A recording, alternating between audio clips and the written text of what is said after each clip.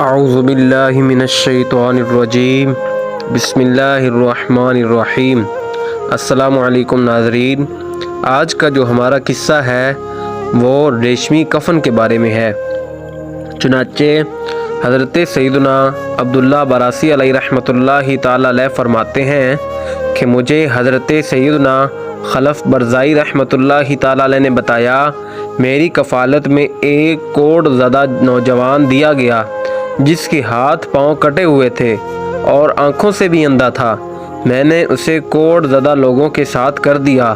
اسی طرح کافی دن گزر گئے کہ میں اس سے بالکل غافل رہا۔ پھر مجھے اس کا خیال آیا، چنانچہ میں اس کے پاس گیا اور اس سے کہا، اے اللہ عز و جل کے بندے، تمہارا کیا حال ہے؟ میں تمہاری طرف سے کافی دن غفلت میں رہا، تم سے تمہارا حال دریافت نہ کر سکا۔ وہ کہنے لگا، میرا ایک دوست ہے جس کی محبت نے میری تمام تکلیفوں کا احاطہ کیا ہوا ہے۔ اس کی محبت کی وجہ سے اپنا درد و غم محسوس نہیں ہوتا مجھے۔ میرا وہ دوست مجھ سے کبھی بھی غافل نہیں ہوتا۔ میں نے کہا، مجھے معاف کرنا ہے دوست، میں تمہیں بھول گیا تھا۔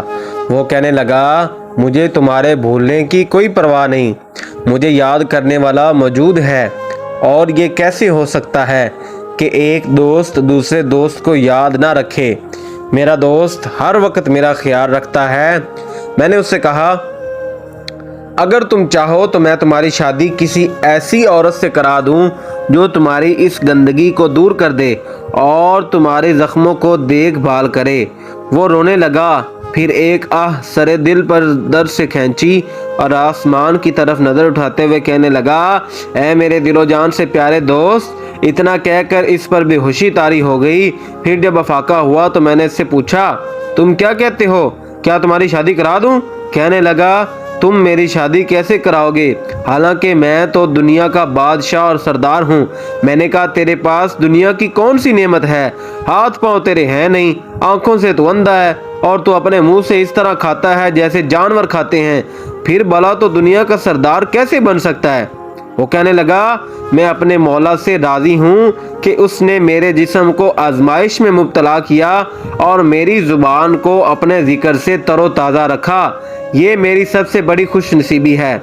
پھر وہ شخص میرے پاس سے چلا گیا اور کچھ ہی عرصہ بعد اس کا انتقال ہو گیا۔ میں اس کے لیے کفن لے کر آیا، جو کچھ بڑا تھا میں نے بڑا حصہ کاٹ لیا اور اس کو کفن پہنا کر نماز جنازہ پڑھائی، پھر اسے دفنا دیا گیا۔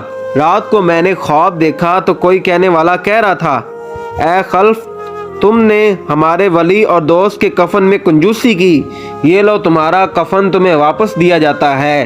اور ہم نے اپنے اس ولی کو سندس اور ریشم کا قیمتی کفن پہنا دیا ہے۔ جب میں بیدار ہوا تو میں نے دیکھا کہ میرا دیا گیا کفن میرے گھر میں پڑا ہوا تھا۔ اللہ اکبر۔